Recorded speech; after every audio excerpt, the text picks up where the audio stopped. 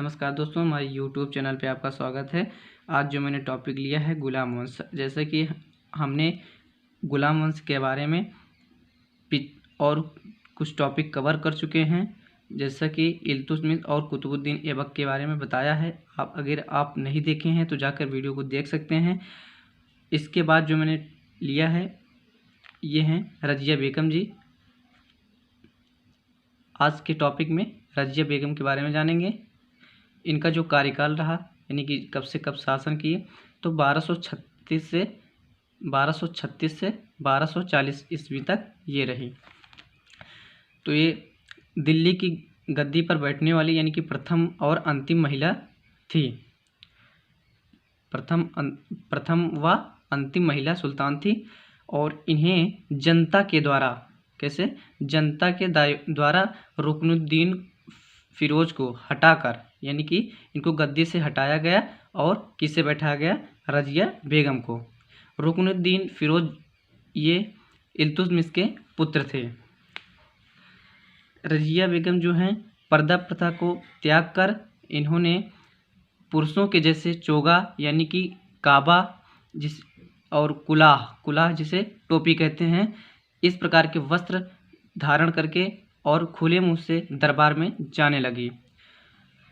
और रज़िया बेगम जी इन्होंने मलिक जमालुद्दीन याकूत को अमीर ए आखुर नियुक्त किया यानी कि घोड़े का सरदार नियुक्त किया। किसे किया? जमालुद्दीन याकूत को अमीर ए आखुर घोड़े का सरदार नियुक्त किया।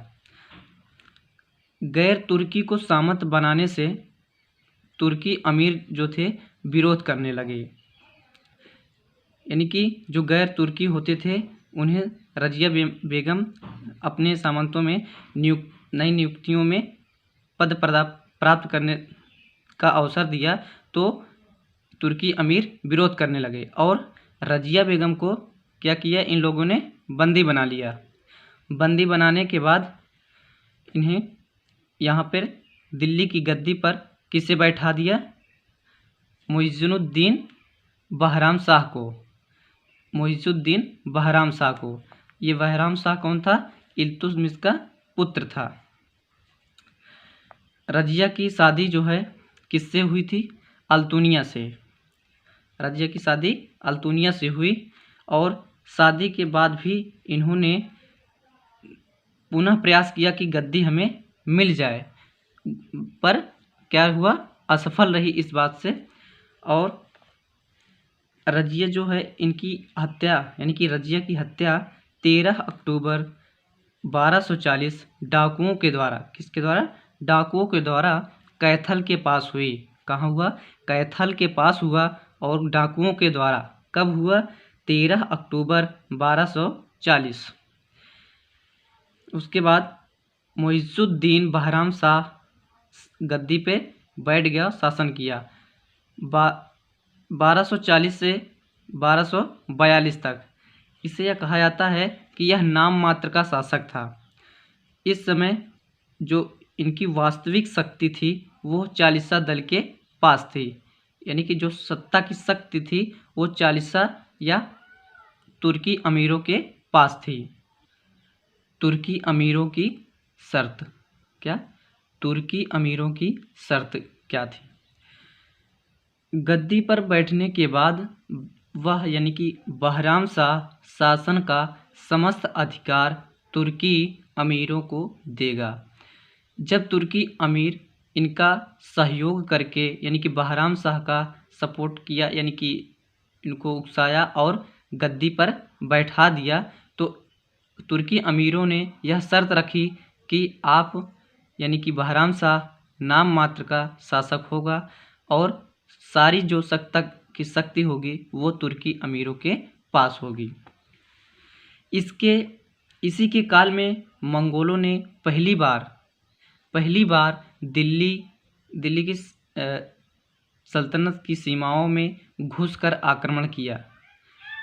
पहली बार अगर क्वेश्चन पूछा जाए कि मंगोलों ने पहली बार किस शासक के समय में दिल्ली पर आक्रमण किया, तो बहराम शाह के शासनकाल में, और मंगोलों ने 1241 में लाहौर पर आक्रमण किया था।